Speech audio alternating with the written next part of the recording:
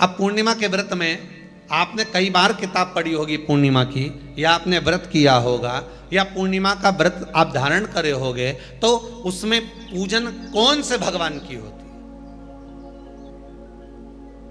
पूर्णिमा के व्रत में किस भगवान की पूजन होती है? तो कहा पूर्णिमा के व्रत में केले के खंभ लगाकर पूर्णिमा का जो अध्यापन होता है, पूर्णिमा की जो पूजन होती है, उस पूजन में शंकर और पार्वती की पूजन की जाती है,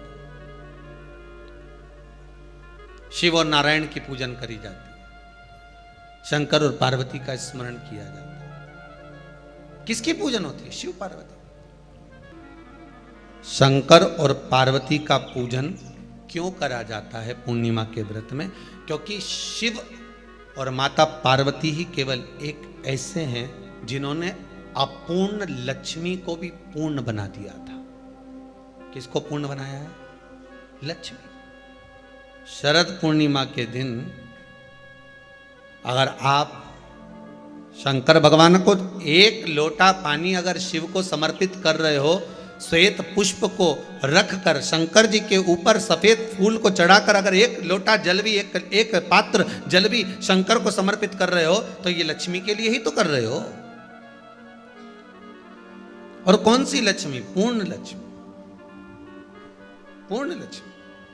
आपको पहले भी कथा में कहा, एक बार भगवान विष्णु के सामने लक्ष्मी मैया ने बहुत तेज स्वर में कह दिया था, नारायण, दुनिया के लोग आपका नाम जपते हैं, दुनिया के लोग नारायण नारायण कहते हैं, दुनिया के लोग आपका भजन करते हैं, पर सत्य मायने में कहूं ना तो मेरे बिना दुनिया के लोगों की नहीं चल सकती, मेरे बिना दुनिया नहीं चल सकती, संसार मेरे बिना नहीं चल सकता। भगवान विष्णु ने कहा ये तो गलत है लक्ष्मी आपका कहना।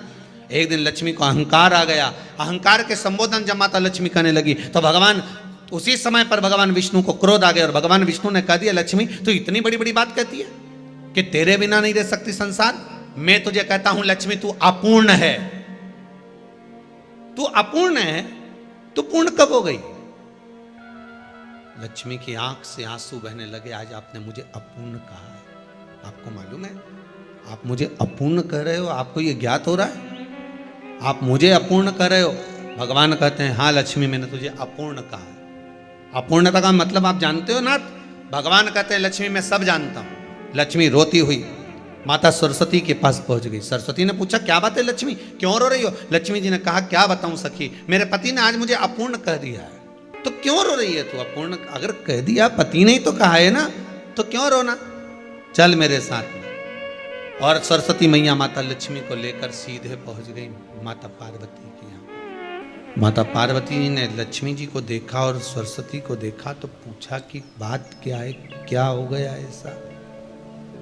पार्वती जी कुछ बोलती, शिव जी का ध्यान माता सरस्वती की ओर और लक्ष्मी की ओर गया और भगवान शंकर जान गए कि आज भगवान नारायण ने लक्ष्मी जी को अपूर्ण कहा है।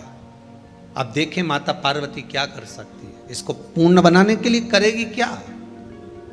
तो क्या सोचना उसके लिए, इसको मैं अभी पूर्ण बना देती हूं। माता जगतजननी पार्वती ने गोदी में विराजमान गणेश जी को उठाया और उठाकर लक्ष्मी जी की गोद में दे दिया। ले लक्ष्मी आज से तू पूर्ण हो गई, लक्ष्मी आज से तू पूर्ण है। माता पार्वती जी ने संपूर्ण ब्रह्मांड में एक सिद्धता प्रदान कर दी कि अपने गोदी के लाल को, अपने गोदी के पुत्र को माता ने लक्ष्मी की गोद में देकर लक्ष्मी को पूर्ण बना दिया। वो दिन कौन सा था?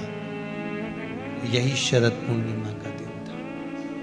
शरद पूर्णिमा का दिन लक्ष्मी को पूर्ण करने का दिन,